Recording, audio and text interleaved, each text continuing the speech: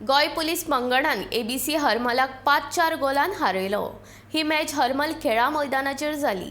हेमंतान 9व्या मिनटाक गोल करून गोय पुलिशेक 1-0 गोलान आघाडी मेळोवन दिली। 34व्या मिनटाक एबीसी हरमल क्लबान बरोबरी साधली। पुराय वेळेंत मॅच 1-1 अशी बरोबरीन सुटली। उपरांत ट्राय ब्रेकरान गोय पुलीस पंगडान एबीसी हरमलाक 5-4 गोलान हारयलो।